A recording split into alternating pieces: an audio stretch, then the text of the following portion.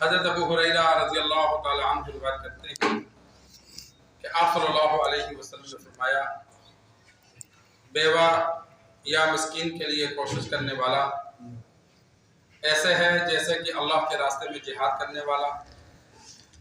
راوی فرماتے ہیں میرا گمان یہ ہے یا یہ فرمایا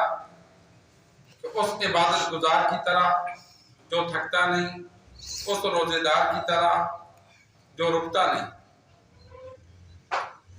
دوسروں کے کام آنا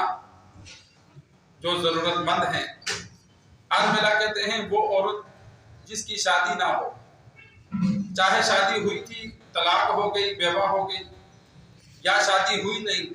ضرورت مند ہے۔ بعض ایسا بھی ہوتا ہے غربت کی وجہ سے کسی اور وجہ سے شادیاں نہیں ہوتی،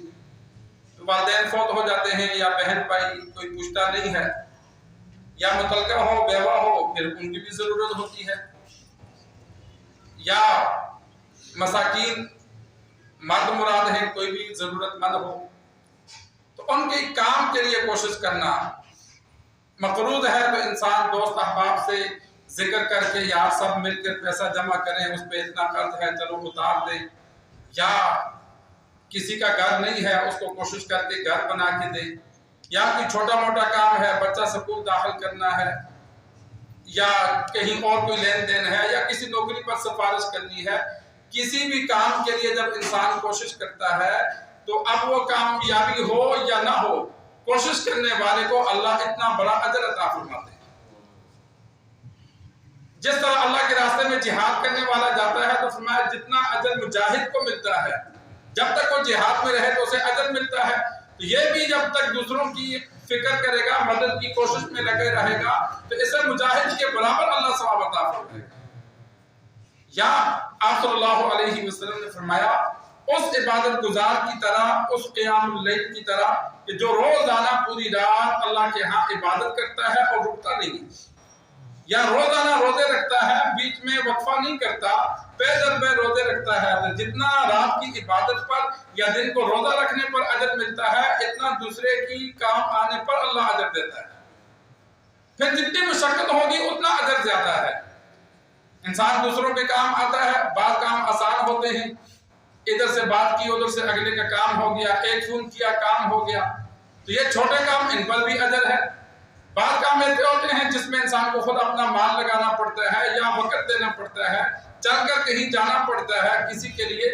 تو جتنی مشقت ہوگی اتنا اجر بھی زیادہ ہے۔ مثال کے طور پر یتیم بچے ہیں، بھائی فوت ہو گیا اس کے بچے ہیں، کوئی عزیز فوت ہو گیا ان کے بچے ہیں، کمانے والا کوئی نہیں، ان کا اپنا مال نہیں، اب یہ ان یتیموں کا جب خیال کرتا ہے ایک بچے کا یا زیادہ بچوں کا، اب یتیم بچے کو سنبھالنا یہ مشکل کام ہے۔ اس لیے مشکل ہے کہ اس کو رہائش بھی دینی ہے، رہائش ہے تو کھانا پینے کا خرچہ دینا ہے، تعلیم وغیرہ کا اخراجات اٹھانے ہیں، تو جب یہ مشقت ہمیشہ برداشت کرے گا اس کے بالغ ہونے تک تو اس کا اجر بھی اللہ زیادہ دیتا ہے۔ آپ صلی اللہ علیہ وسلم نے فرمایا کہ میں اور یتیم کی پرورش کرنے والا کہ جس نے یتیم کو سنبھالا ہو کل قیامت والے دن ایسے ہوں گے کہ جس طرح یہ دو انگلیوں کے درمیان فاصلہ ہے تھوڑا سا، فرمایا میرے نبی ہونے اور اس کے غیر نبی ہونے کی وجہ سے بیچ میں بس یہ فاصلہ ہوگا کہ میں نبی ہوں وہ نبی نہیں ہے، مجھ سے کم درجے میں ہوگا، لیکن اجر اللہ اتنا دے گا کہ وہ کل قیامت والے دن میرے ساتھ میرے قرب میں رہے گا۔ یہ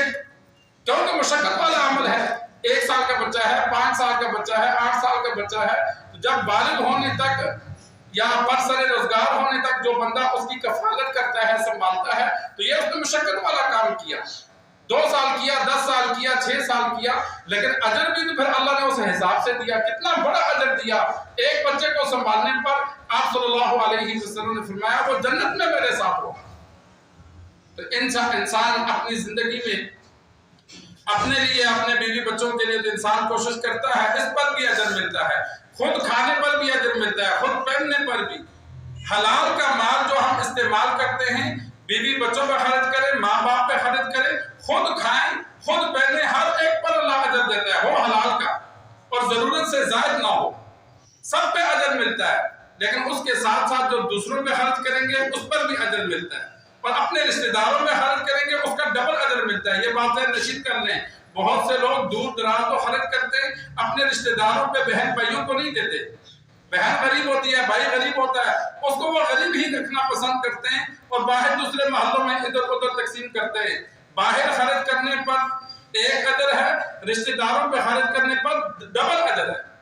حدیث میں موجود ہے، ایک صدقہ کرنے کا اجر ہے اور ایک رشتہ داروں کے ساتھ اچھا سلوک کرنے کا اجر ہے. رشتہ داروں پہ خرچ کرنے کا، بہن بھائیوں پہ جو ضرورت مند ہیں، اپنے رشتہ داروں میں کوئی یتیم بچے ہیں ضرورت مند ہیں، ان پہ خرچ کرنے کا اجر ڈبل ہو جاتا ہے. تو کوشش کی جائے انسان پہلے اپنے رشتہ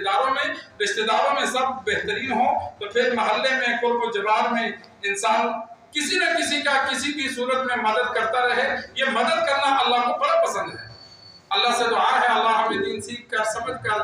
عمل کرنے کی توفیق عطا فرمائے.